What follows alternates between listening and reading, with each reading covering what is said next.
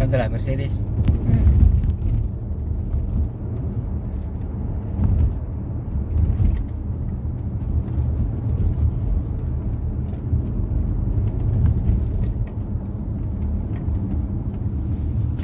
Kakabalik na ako, nandun pa yun. Hindi pa yun pupunta rito.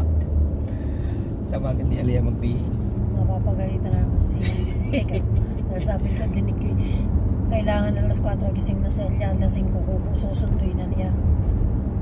30 na. Lagi din naman katwiran niya, si Joy, ako magsasabi kayo sa ang katwiran. Pagka nandun kayo, hindi niya na alam, laging katwiran, bahala siya. Wala nung isang ano, sabi ko, ano yun? Ay, bahala siya kung ayaw niya. Ay, naku, ako gay magpapamak na kasama. Diyos ko. Linggo yan. At di isumbong. Isang-isa na lang siya sa akin. Ako hindi marunong magsumbong, alam mo yan. Hindi isumbong niya, no?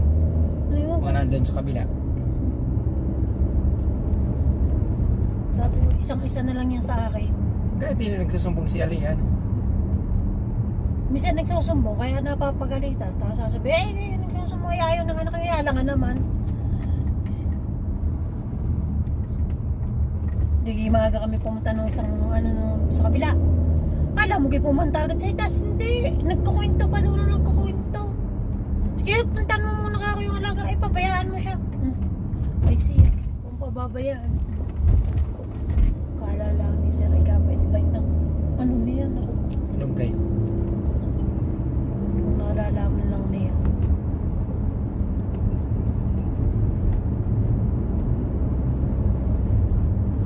Uy, ano? Marami na masama sila.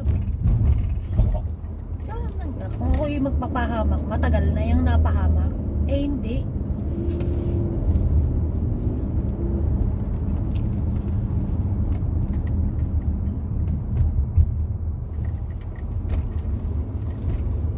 Pero mag-isa pa siya sa akin.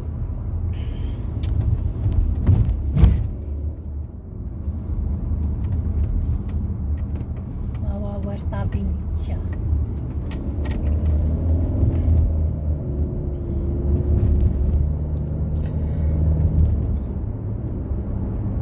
May masjid dito eh. Meron kaya dyan? Talagang habol na tayo. Siguro yung mga driver ako, pumunta doon. Habol pat habol na. Tingnan.